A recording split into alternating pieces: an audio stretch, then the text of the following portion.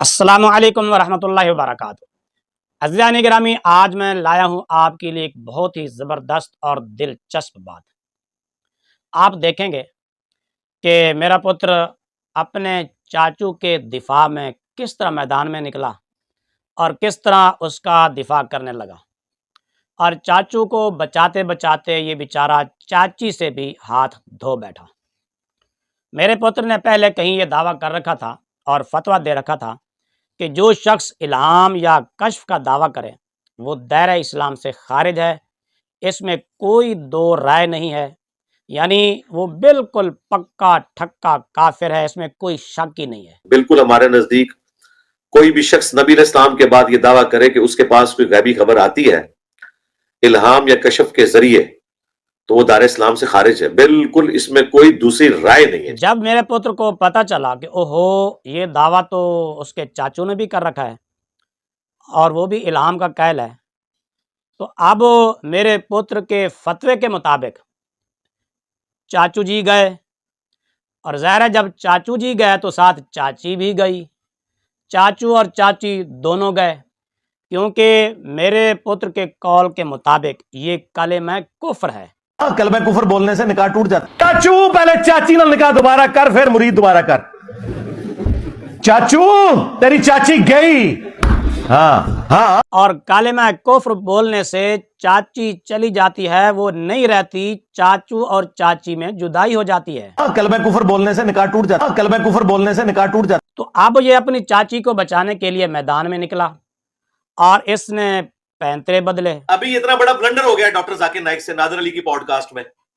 وہ بیسیکلی یہی لفظ بولنا چاہ رہے تھے شرح صدر، ان کے منہ سے الہام نکل گیا، اس کی وجہ سے سارے بریلوی میرے پیچھے پڑ گئے کہ انجینئر صاحب جو ہے نا ڈاکٹر ذاکر نائک کے اوپر کفر کا فتویٰ لگائیں، اور بھائی اس بیچارے کو اردو آتی نہیں ہے، اس کو عربی نہیں آتی، تو اس بیچارے سے الفاظ کا چناؤ غلط ہو گیا۔ وہ بیسیکلی شرح صدر کہنا چاہ رہا تھا، جو اس نے کہہ دیا کہ اللہ تعالیٰ نے میرے دل میں الہام کر دیا اس وقت۔ جو بالکل ہمارے نزدیک کوئی بھی شخص نبی علیہ السلام کے بعد یہ دعویٰ کرے کہ اس کے پاس کوئی غیبی خبر آتی ہے الہام یا کشف کے ذریعے، تو وہ دار اسلام سے خارج ہے۔ تو اس بیچارے سے الفاظ کا چناؤ غلط ہو گیا، وہ بیسیکلی شرح صدر کہنا چاہ رہا تھا، جو اس نے کہہ دیا کہ اللہ تعالیٰ نے میرے دل میں الہام دیکھا کر آپ دیا نے اس وقت۔ جو کس طرح یہ گرگٹ کی طرح رنگ بدلتا ہے اور کہتا ہے جی نہیں نہیں جی وہ تو شرح صدر کہنا چاہتا تھا، مگر الفاظ کے چناؤ کی وجہ سے وہ شرح صدر کی بجائے الہام کہہ گئے۔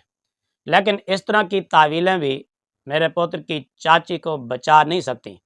خود ڈاکٹر ذاکر نائک صاحب کا وہ کلپ سنیں، پھر اس کے بعد آگے بات کرتے ہیں۔ جب میں ریپیٹ کر رہا تھا کوشچن، اللہ کی طرف سے الہام آیا، وہی تو آتی نہیں، نبوت تو ختم ہو گئی، کوئی بول نہیں تھا، لیکن الہام ایسی چیز ہوتی کہ اللہ کے رسول اپنے بندوں سے کبھی کبھی امیڈیٹلی مدد نازل کر دیتے۔ جی آپ ذرا ذاکر نائک صاحب کے الفاظ پر غور کریں۔ وہ کہتا ہے جی اللہ کی طرف سے الہام آیا، وہی تو آتی نہیں کیونکہ نبوت ختم ہو گئی، اور الہام جو ہے اس کے ذریعے مدد جو ہے وہ نازل ہوتی رہتی ہے، الہام کے ذریعے مدد نازل ہوتی رہتی ہے، وہ خود کہہ رہے ہیں۔ اگر میرے پتر کو اصول فقہ کی کچھ تعریفات یاد ہوتی، ظاہر، نص، مفسر، محکم، اگر پتہ ہوتا کہ مفسر کسے کہتے ہیں، کہ متکلم جو خود وضاحت کر دے بھی میری مراد یہ ہے، تو ظاہر نص بھی اس سے پیچھے ہیں۔ اٹل بات وہ متکلم کی ہوتی ہے جو وہ خود وضاحت کر دے، جو خود تفسیر کر دے۔ ذاکر صاحب خود تفسیر کر رہے ہیں، ادھر وہی کہتے ہیں وہی کا سلسلہ تو ختم ہو گیا، لیکن الہام اس کے ذریعے مدد نازل ہوتی رہتی ہے۔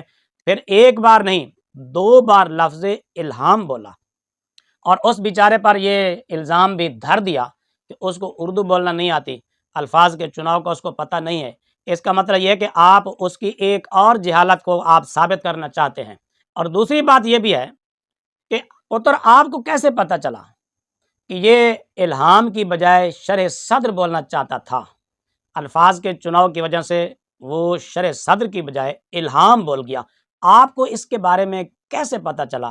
کیا ڈاکٹر ذاکر نائک صاحب نے خود آپ کو کوئی وضاحت دی، یا آپ نے ان سے کوئی وضاحت طلب کی، یا آپ کے پاس کوئی غیبی خبر آئی، یا آپ کو کوئی کشف ہوا یا الہام ہوا؟ آپ کو کیسے پتہ چلا کہ وہ شرح صدر کہنا چاہتا تھا اور اس کی بجائے وہ الہام کہہ گیا؟ امید ہے کہ آپ اس کا جواب ضرور دیں گے۔